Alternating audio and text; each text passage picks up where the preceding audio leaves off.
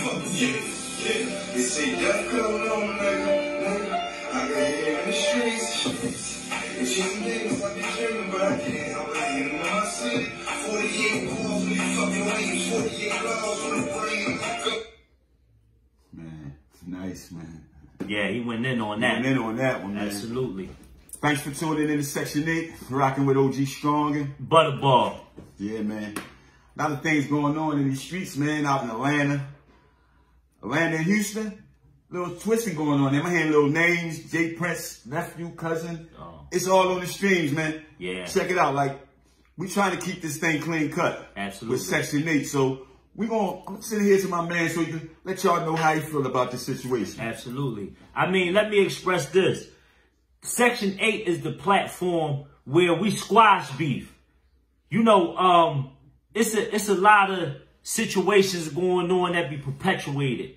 So what we want to do is provide a voice to those who trying to offer up some kind of peace treaty, right? Is because it's easy to take a life.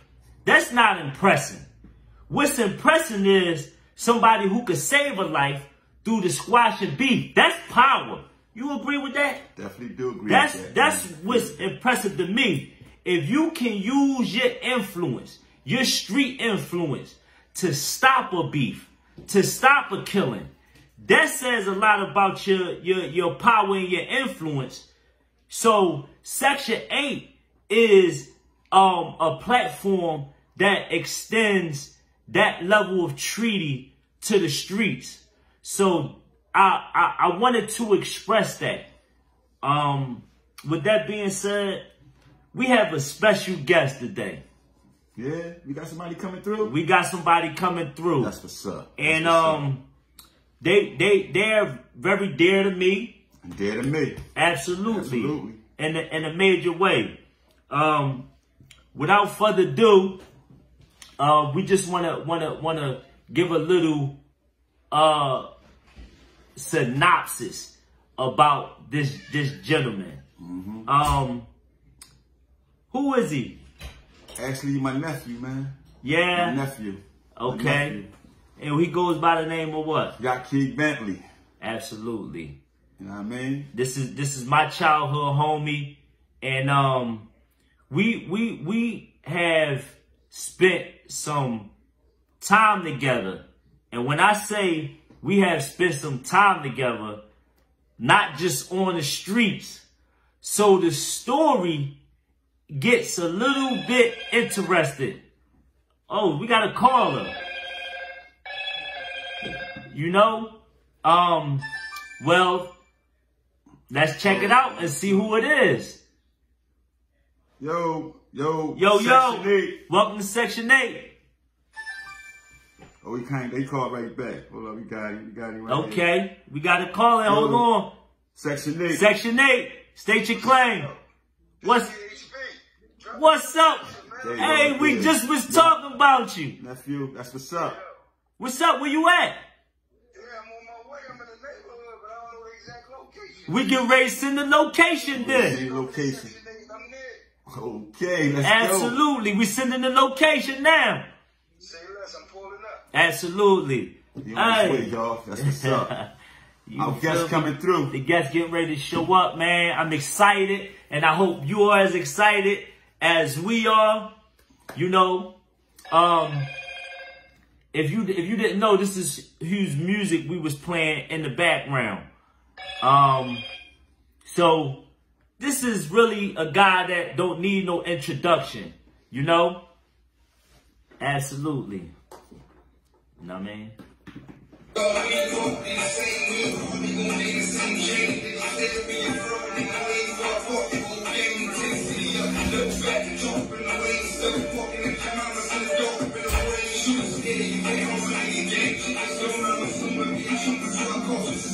Hey! Whoa, cut it out. Who walked in? Absolutely. VHB, what's up? How you? I'm straight. Welcome to Section 8, man. nephew. Absolutely. Absolutely. This is epic. Run it. Let it run.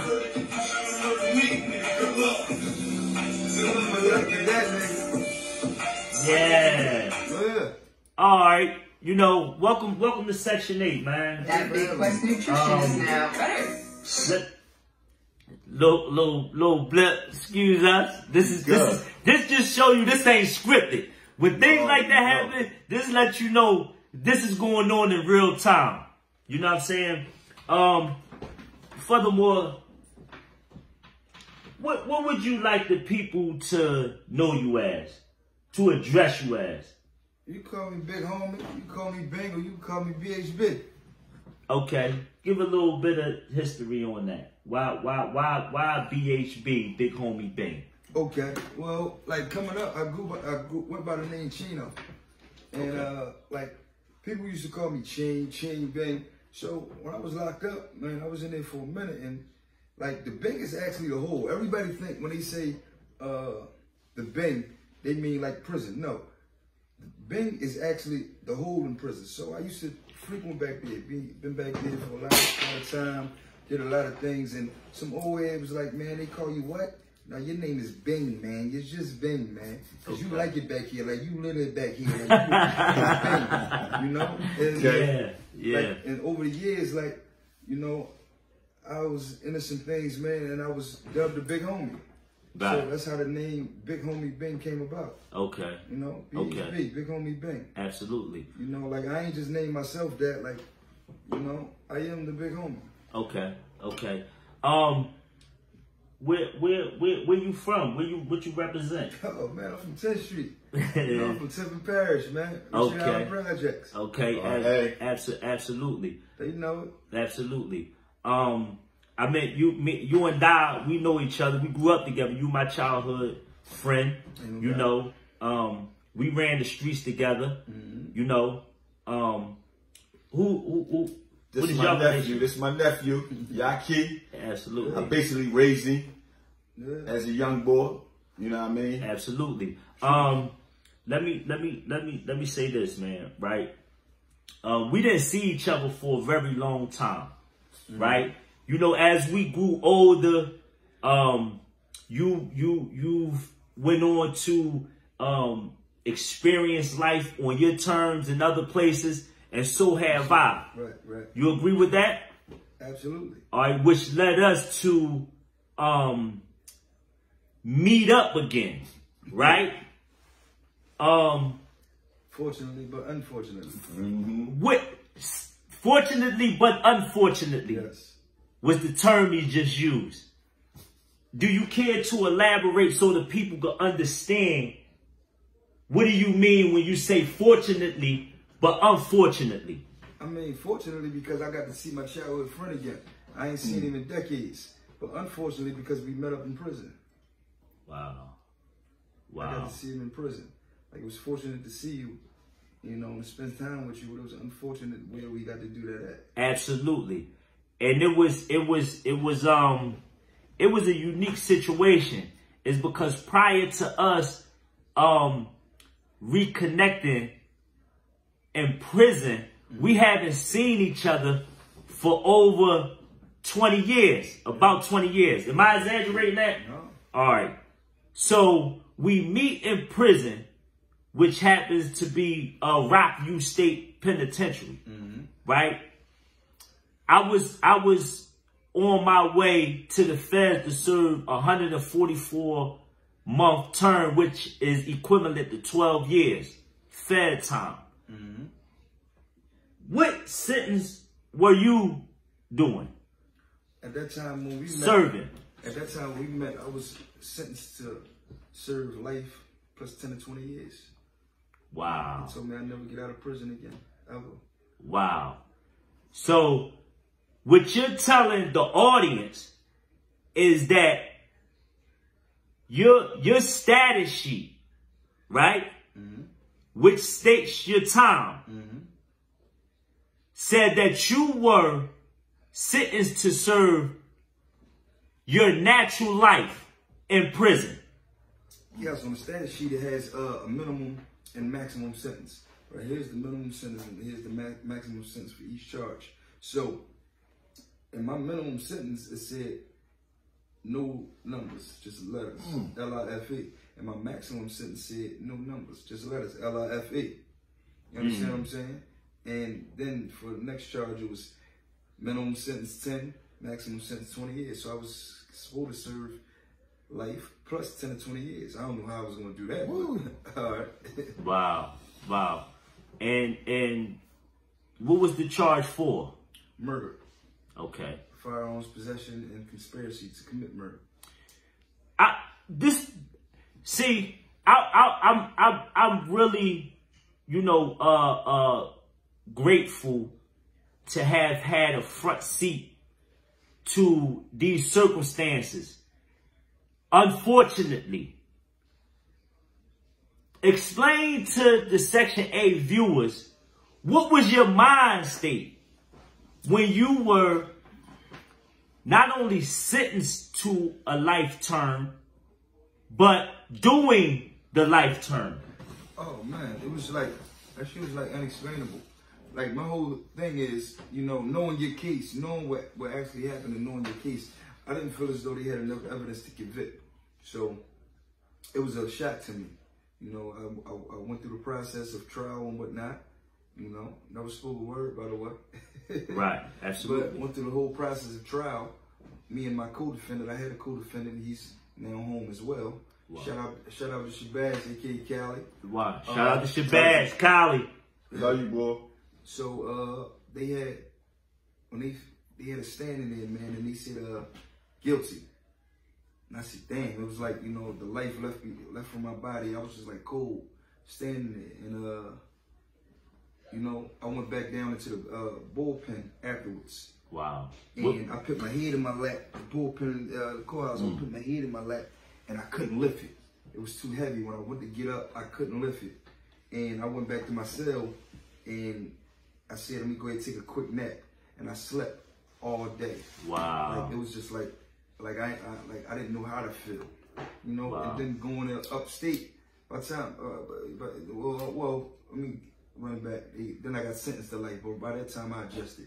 So going upstate, it was a new experience, man. Wow. I was very angry. I was confused on like what I was supposed to do, like because I wasn't supposed to spend the rest of my life in jail, and I knew it. Wow. So I was confused. Because I want to make sure that we are setting out in order. How old were you? I was 19 when I went to prison. You was 19. 19. Your nephew was 19. 19. If I would make, can I get a little bit of from you about how you felt when you knew that? Because y'all a tight-knit family. You're a big family. Where we from. I'm gonna keep it real with you, thing. Like at the time when he was arrested, I was on my way to move to Colorado to change my life, different life. I wound up coming back home, but I was hurt. I was really crushed. I just moved to Denver in '99. Right? I just moved to Denver in '99, and I heard about his conviction, and he got life. It was nothing I can do at that moment, but hold my composure. But it killed me. It killed me for years. But I gotta say this to the audience, to the viewers: I always kept my hope. I always did. And at the time when he was supposed to be coming home, I was incarcerated. Wow. Of CFCF on the 10th, and I got the phone call. Y'all coming home. I ain't even care about my case after that. Okay, so let me interject. Let me interject because listen, this is a perpetuated cycle. If you can see, it's analysis based that if you have a son or nephew or a brother, right, that goes to prison, that it's a high probability that your nephew, your son, your brother is going to experience the same circumstances of incarceration. Okay. When you was inside, I want you to explain to the people who was there for you. let's get into that a little bit. How did you get through it? Honestly, I had my mother and I had my girl at the time, you know, but as time progresses, you know, like people disappear. You know, like people just disappear like as the time progresses. You know, of course my woman left me, you know, like how was she gonna deal with that? Raising my son on her own, and you know, I ain't making no excuses for it, but I understand. Like, it's like this. Before I went to prison, I knew about a half dozen people that went to jail and got life sentences. I never seen them again. You understand what I'm saying? Wow. Absolutely. So the experience to have anybody believe that you're gonna come off it, like, it's unrealistic. You know, only I can have faith because I understand what's going on. So they left, you know, my mama left for a minute, but she came back around. And you know, my aunt came back, we reconnected. He came all the way up there to see me. You know, couldn't even recognize me though. You know what I'm talking about? I go to the bathroom, I come back, he's sitting somewhere else, he look and he can't even recognize, he ain't even know it was me. He said something to me, and I was like, wow. You don't know this me, Jay? I couldn't believe that, man. I tell this story to everybody. Like, I looked different, I had put on a little weight. He put on a little weight. But we was already in the visiting room, and I went up to the machine to get something out. He went to the bathroom, and he came back. He looked me directly in my face and said, what's up, Jay? Come on over here. And I looked directly in his face like, who this boy? Who is he talking to? And when they all came back, I was so upset that I did that. I was hurt that I didn't recognize my nephew, man. All right, so you saying, because I want to make sure that we elaborate on this a little bit, is because we speaking about, you know, you spoke about your woman that you was with prior to you going to prison. There's no manual. Do y'all agree with that? Yes. There's no manual on how a family member or a friend should do time with a person that's incarcerated. So it's sort of like we got to figure it out while it's happening. BHB just expressed that he didn't blame or fault his children's mother for not sticking around. Is because of the psychological trauma that's associated with doing time with somebody that's doing time. Right. Do y'all agree with that? Definitely, I agree. So I wanted to make sure that the audience understood that some of us understand that doing time with a person that's incarcerated is not easy. This is not to provide an excuse for people to walk away that benefited from a person that is doing time and you reaping the benefits of their street activity. Right. If you walk away doing that and you didn't try to convince them or give them an ultimatum before they went to prison, then you deserve some of the blame. Right. Okay. Yeah, because I don't 100% absolve. My whole thing is, it's not that I don't blame. It's that I understand. Absolutely. You understand? Absolutely. Like coming from here. Of course, while I was in there, you know, I was hurt. I was angry. You know, everybody was dead to me.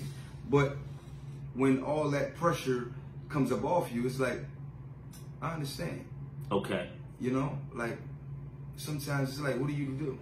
Okay. You know, so I'm good. I don't hold no grudges. I got all that weight up off me. Right. You know, like when you hold on to that weight, it'll do something different to you. Absolutely. It'll change you in a way that you don't anticipate. Absolutely. So I wanna. Okay. What about your friends? Yeah.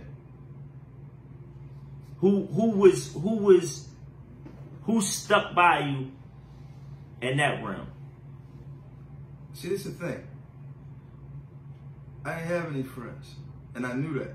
Okay. I had my cousin, Mo Bentley. Mo, shout out to Mo. Mo Bent. Absolutely. And I had my co-defendant, which was my cousin. Okay. They were my friends. They was my cousins. They were my friends. Okay. Everybody else was around. They was they was I want to say they was associates by circumstance. Like we was around each other, we was doing things, we was getting money, you know. But I knew they weren't my friends because I met them through. They were business ties. Okay. We just happened to have fun together. Right. So when I went in there, like it was like I ain't expect them. Like they weren't my friends anyway. You know, I had some childhood friends. You know, they never came around, but I wasn't mad at them either because I was distant before I left. Okay. It was just a couple that I connected with. I connected with Reem. I connected with Rashawn and whatnot. Reem, you know, he sent some bread. He sent flicks. You know. Okay. Then it was the other one, like he ain't push go on nothing, but whatever. You know what I'm saying? Yeah. Like I deal with who I deal with now, you know, and I do it, you know, I do now. And it's all love. Absolutely. You know, I'm building relationships, I'm building friendships. You know, I ain't holding on to nothing. I don't deal with anybody like I used to, but it ain't no grudges when we see each other. It's all love, but I'm over here. Absolutely. Absolutely. Mm-hmm. All right. Now I wanna take us on the inside. You want to take them on the inside? I want to take them on the inside. Where y'all was at? Like where we was at. Which, once again, I'm Rockview Prison is where we reconnected at. Right? What was the energy like when we seen each other? Oh man, you know what the energy was like. It was love, baby. It was like, God dang, that's y'all right. Yeah. We seen G's, we see, you know what I'm saying? There's a few people. Listen, cause I don't want to gloss over this. It was a couple childhood homies that was a part of this reconnection that we were able to see. There was other childhood homies that we hadn't seen in the same amount of years, 20 plus years. Yeah. You know, who was it? G's, Manny G's, Free G's, Kurt. Sub the Kurt? No, not Sub the Kurt. Not Kurt, Jizz. No, Cousin Jizz. Jizz. No, I said Sub the Kurt in the F. Yeah. Kassan. I forgot Sonny was up there. Sonny was up there. You know, who else was up there? I'm leaving somebody else. It was a few people there, man, that, you know, we haven't seen in a lot of years, and we was able to reconnect with them.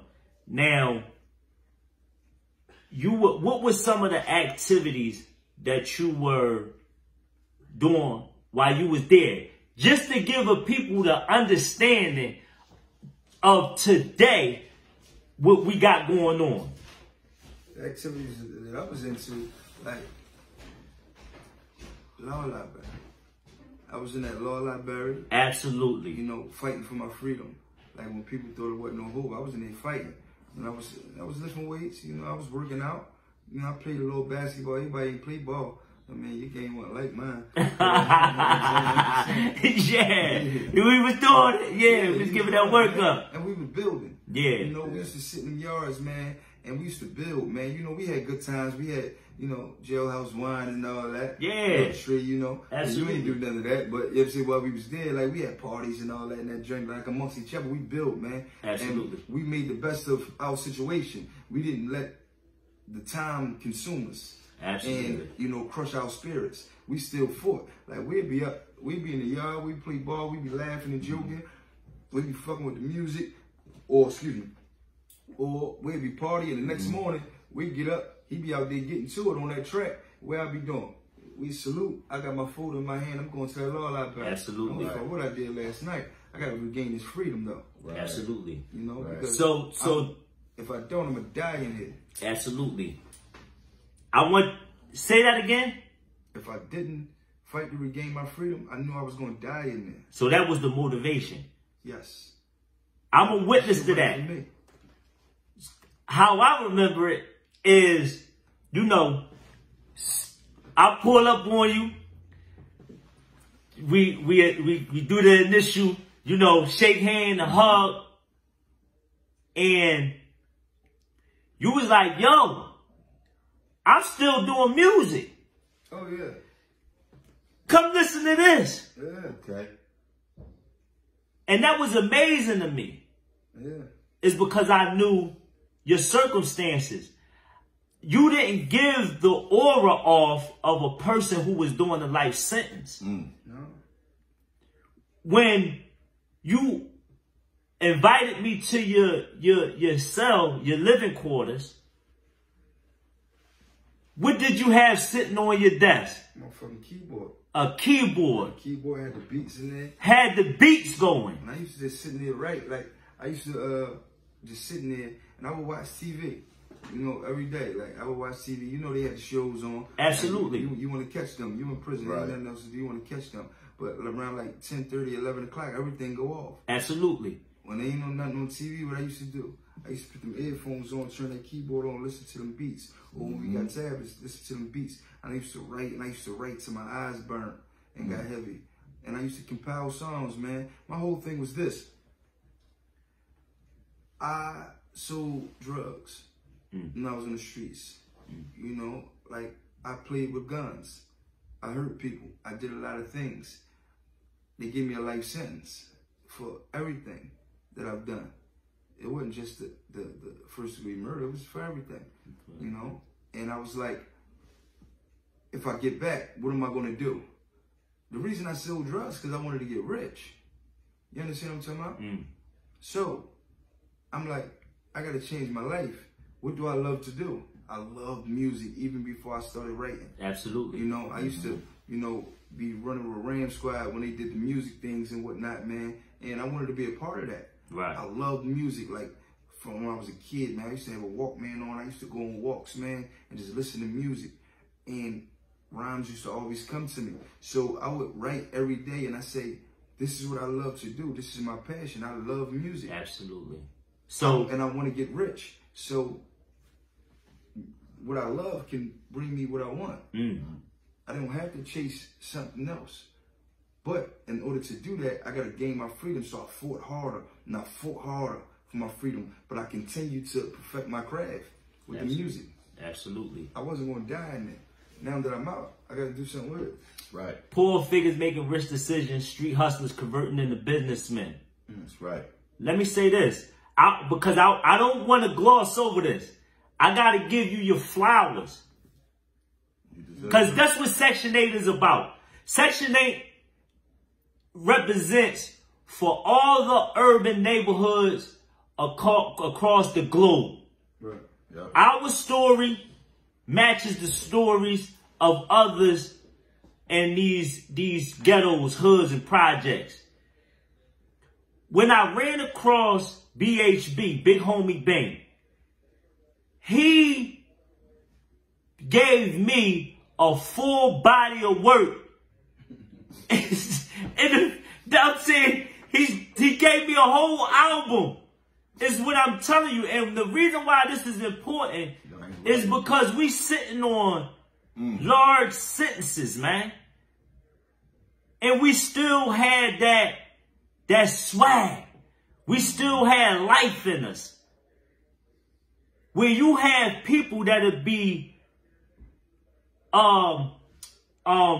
presented with the kind of time that we were presented with, Right. fold under pressure in front of them courts. And we stood perpendicular to them judges.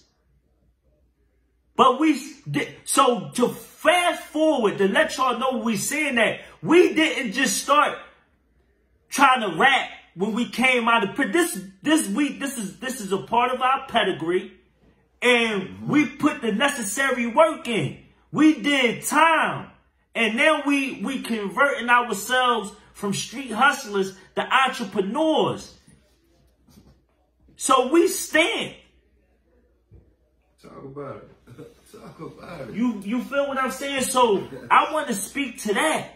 I want to speak to the point where when you got people who turn to other sources to get through that time. We talking about people who walk around on medication, psych meds.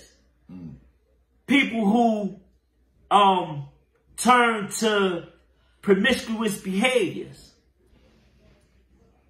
People who cooperate with the people. And then you have a small group that do what the rules is. They stand on the principles of the game. Yeah. This is what we talking about. This is why we here. Is that accurate? 100%. All right. How did you find out that you was coming off that life sentence? How did you, what was that like? Oh, man. Hey, listen. Well, like, I was still in it, right? Like, I got caught with 30 stamp bags of heroin in that joint. When was this? This was in 2015. Okay. So they caught me with it, you know, they caught me slipping, sent me to the hole. I had to do 105 days in the bank once again. So while I'm in there, they kept coming up and they kept coming to my cell and saying, yo, security want to holler at you. For what? They want to know where you got the shit from and all that. And I'm like, man, tell them, fuck out of here, I ain't going down there. Like, they came up twice. So that was that. So I'm in the cell one day. They came up, they got the shackles and all that. They like, yo, Bentley. I'm like, what's up? They like, come on. I'm like, I told you motherfuckers, they ain't going down there. Like, go ahead, get away from my cell. They said, no, you got an attorney phone call. Yeah. I look at him, I'm like, oh, all right. This better be an attorney phone call. They better try to trip me. So they take me down there, man, and I get on the phone with my attorney, and she like, hey, how you doing? I'm like, well, I'm in a hole. She like, you ain't feeling good? I'm like, give me something I gotta feel good about. She said, well, the judge granted in your favor. Wow. To overturn your life sentence. I said, what? Wow. You know, like, and this feeling came over me, like, and I had to pause for a minute to make sure I wasn't asleep. And he said, what? And I just put my head down, right? And I said, I wanted to cry. I said, I'm going to go ahead and say these for the cell. I ain't going to do it in front of these COs. Wow. So after I hung the phone up, I went to my cell, man, and my next door neighbor, I was in the cell by myself, my next door neighbor's like, you all right? I'm like, fuck you mean I'm all right? I thought I was going to cry. I ain't cry. I was in there stomping on the fucking floor. I was like, man, I'm off it. Yeah. You know, I was like, man, shit is over, man. Like, wow. You know, ain't got nothing for me. And it took, that was 2015. It took all the way into 2017 for them for something to happen. What happened was, they offered me different deals. They started out with 30 to 60. I said, 30 to 60, there ain't no deal. I ain't doing nothing. Wow. He like, all right, so we negotiated. How old was you when they how old was you at this time? I was 27. Yeah, I was 27 at this time. 27. I mean, I'm sorry, 37.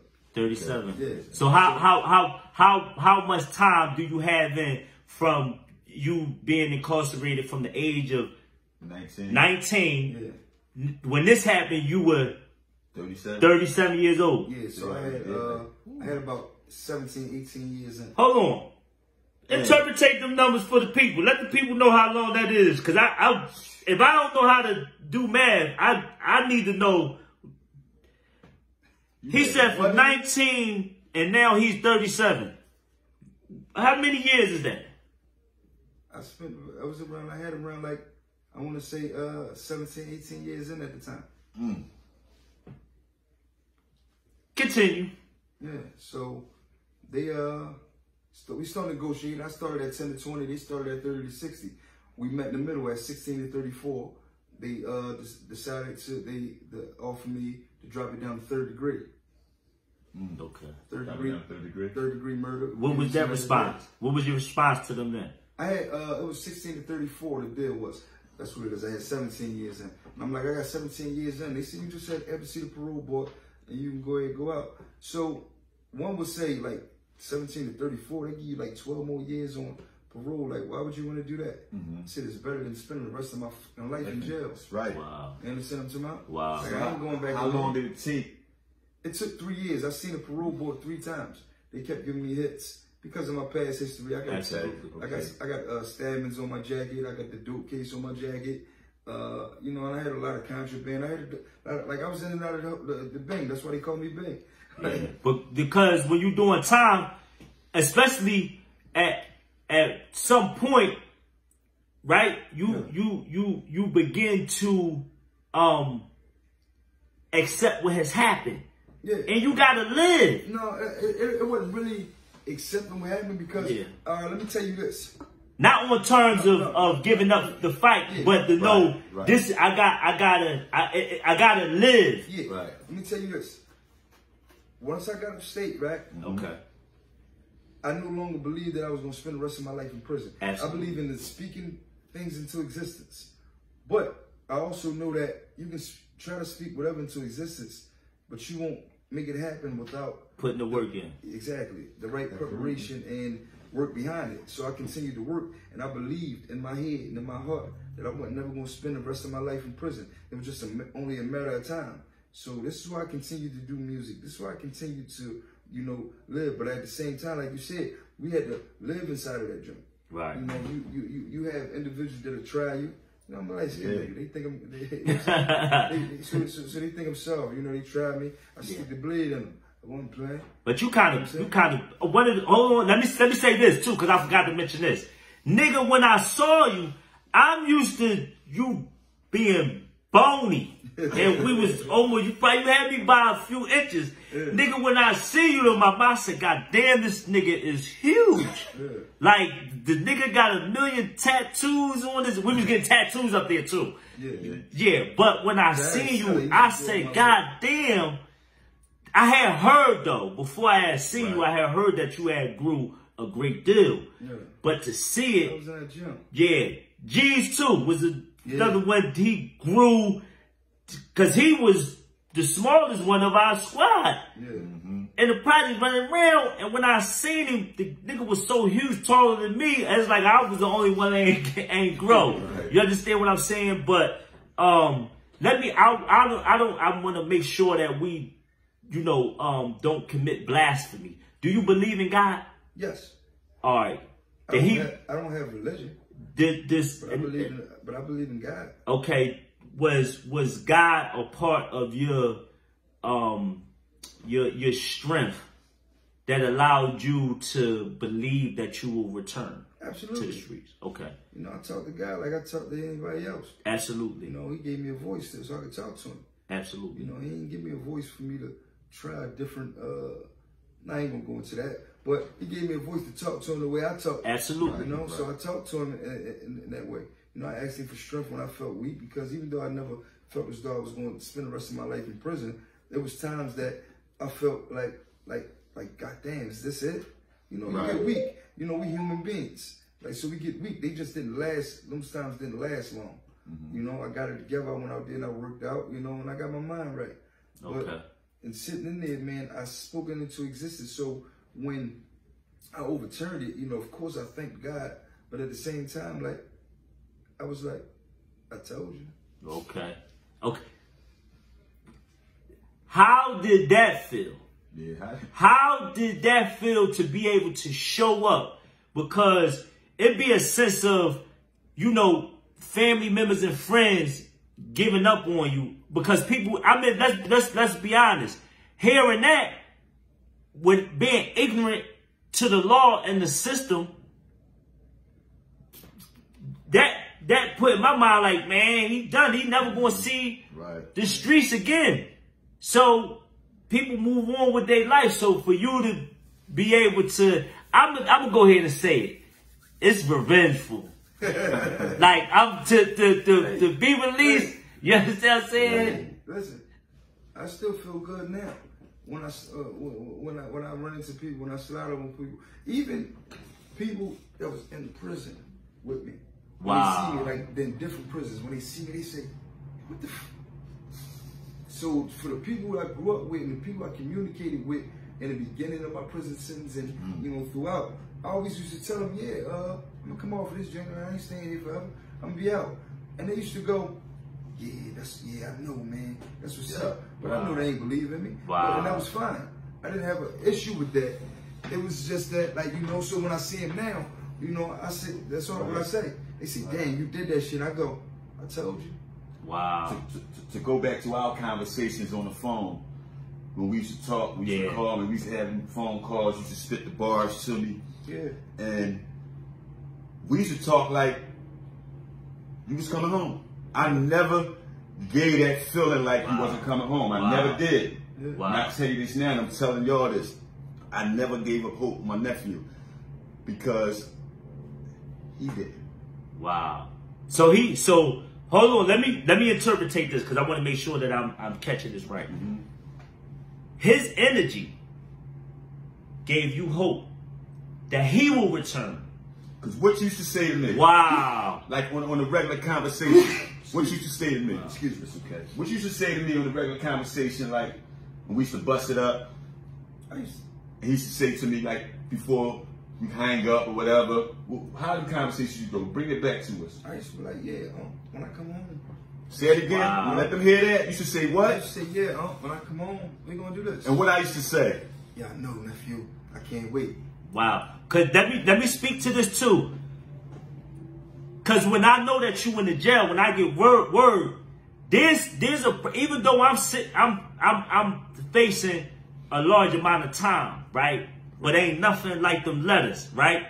There's a process that I'm going through that I'm going over when I see you, because I got to read the energy, because I'm like, you know, how do you deal with somebody that has a life sentence? And you in there knowing you going home, and so when I see you and the energy was up, I'm like, we up, it's up. You still kept it the same. And this is what I'm telling the people, that you know, we got right to, it was like we never skipped a beat.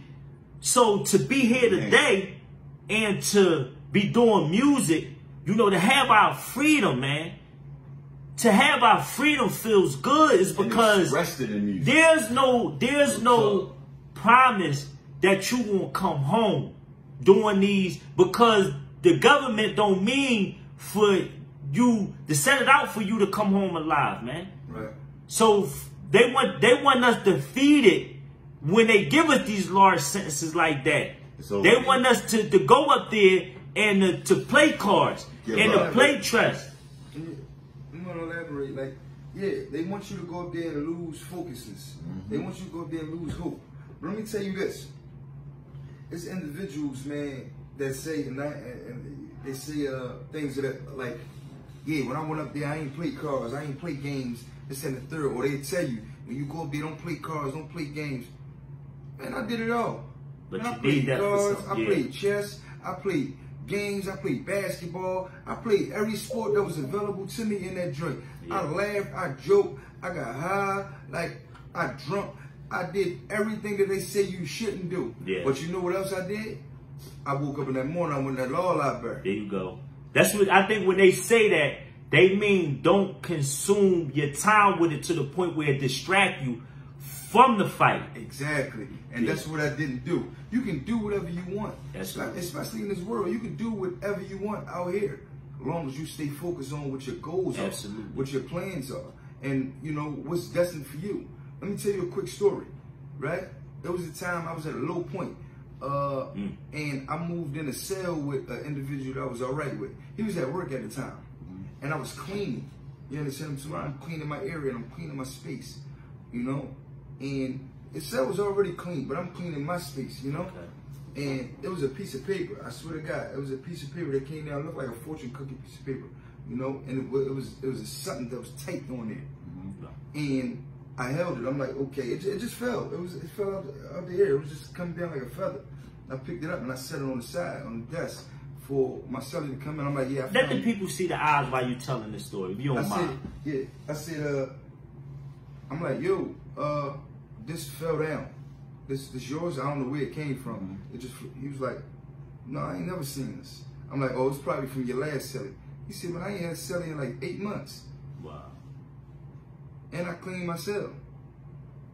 And he handed it back to me and I read it, right? Yeah. And mind you, I was at a low point. You know, my faith was like, you know, I was at a low point, and I read it, and the paper was typed on it. It said, "Depart not from the path which fate has you assigned." Wow. My spirit was going right up. Look at the camera and say that again. Let them hear that. That paper said, "Depart not from the path which fate has you assigned." Wow. And like I said, my spirit was going right up. the path which fate had me assigned was coming up out of there. Get your spirits back up, because you coming up out of there. Absolutely. And what you gonna do? I was destined to do music. Yeah. Absolutely. Like, I do this shit. So after, you know, I agreed to the plea bargain, which was 3rd-degree murder. I served 16 to 34 years. They made me see the parole board a few times, and I ended up doing 21 years in a few months. Wow. You know? Well, before I made parole. Speaking of music, this is Section 8. Section 8. Oh, yeah. I mean, let the people see for themselves. Set the music up. Let's see what he got for us. Oh, is that the first 48 challenge? Yeah, this the first 48 challenge. We putting you on the spot. That's what we do at Section 8, man.